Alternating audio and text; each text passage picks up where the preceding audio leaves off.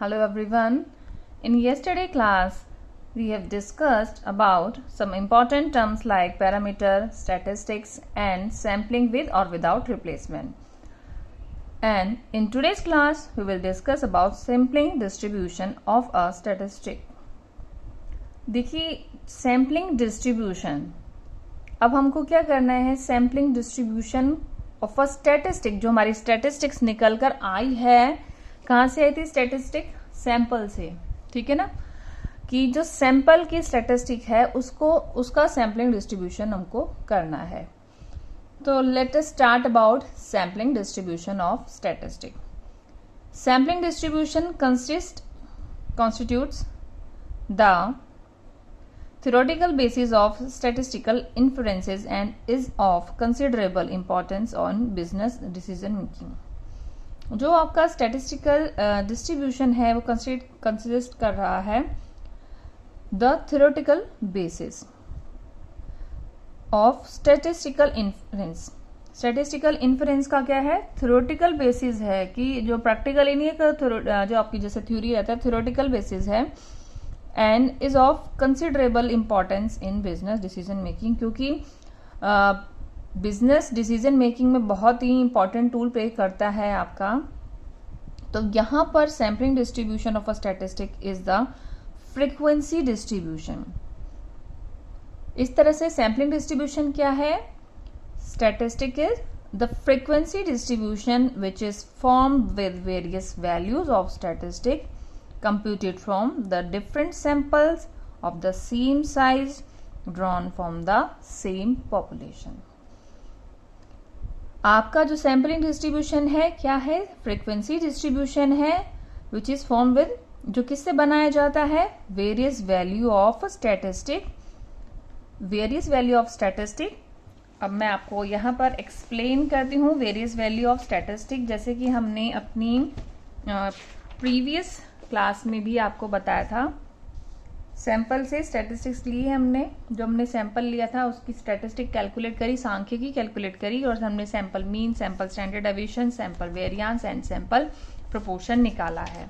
ठीक है, अब आपके सैम्पलिंग डिस्ट्रीब्यूशन में जो आपका स्टैटिस्टिक है कहाँ से निकाली अपने, sample of same size drawn from the same population. जैसे मैंने आपको अपनी कल की क्लास में बताया था, सपोज जैसे इंडिया है, ठीक है, इंडिया एक पॉपुलेशन है जिसमें से हमने कुछ सैंपल्स निकाल लिए हैं. Suppose sample A and sample A B C and so on, ठीक है ना, ये सैंपल्स हैं. हम ABC नाम नहीं देते किसी को भी, क्योंकि हमने बहुत रैंडम सैंपल हमने ले लिए हैं.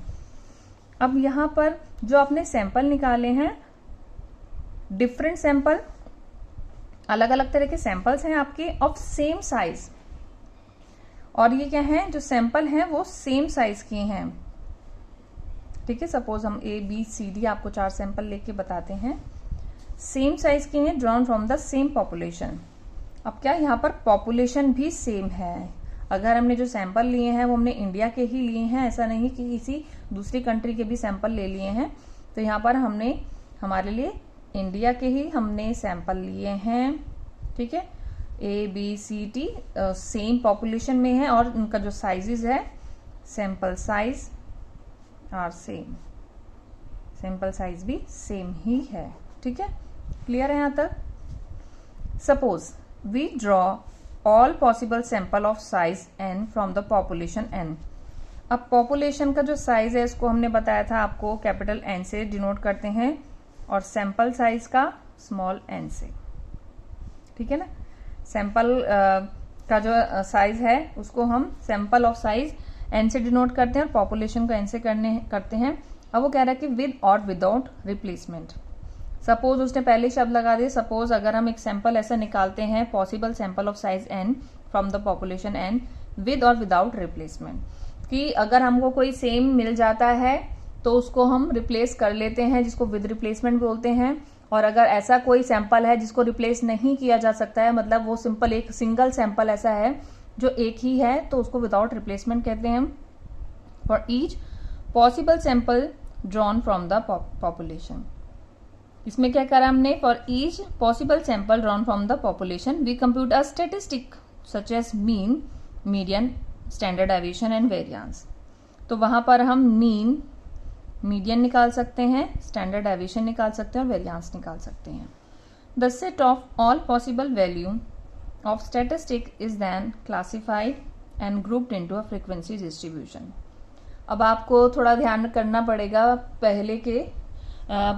पहले के टाइम में, जैसे बीकॉम फर्स्ट ईयर में जब आप लोग आए थे तो वहां पर आप फ्रीक्वेंसी डिस्ट्रीब्यूशन कैलकुलेट भी करते थे, जहां पर एक्स की वैल्यू और आपकी फ्रीक्वेंसी दे रखी होती थी। ठीक है, याद आया आपको? जैसे एक्स हो गया, जिसमें आपका एक्स है और एफ है। सपोज एक्स किस तरह से है, या तो ये ग्रुप में हो सकता है या वैसे इंडिविजुअल भी हो सकता है। ठीक है, जैसे सपोज आपका एक्स है, ग्रुपिंग में कर रखा है 20, 30, 30 to 40, 40 to 50 सपोज। ठीक है, और फ्रीक्वेंसी 3, 5, 12, 17, 20 एंड सो ऑन। ठीक है, कुछ भी हो सकती है आगे तक। तो थोड़ा सा याद आया कि ये क्या चीज है, X, and this is the frequency. अब यहाँ पर जो आपको मैं समझा रही थी, the set of all possible value of statistic is then classified and grouped in a frequency distribution की ग्रुपिंग कर दी जाएगी। The distribution so obtain is called the sampling distribution of a statistic. इस तरह जो आपका डिस्ट्रीब्यूशन आपको मिलेगा, ऑब्टेन करोगे आप, उसको क्या कहा जाता है, sampling distribution of a statistic. So we could have various sampling distribution depending upon the nature of the statistic we have computed. बहुत सारे इस तरह के, जैसे हमारा मीन, स्टैंडर्ड डेविएशन और मीडियन है, वेरिएंस है, उस तरह से हमारे काफी सारे हमारे मेजर्स हैं जिससे हम अपना फ्रीक्वेंसी डिस्ट्रीब्यूशन, हमारा जो डिस्ट्रीब्यूशन है, सैम्पलिंग डिस्ट्रीब्यूशन है, वो कैलकुलेट कर सकते हैं। If for instance the particular statistic computed is the sample mean, the distribution is called sampling distribution of mean.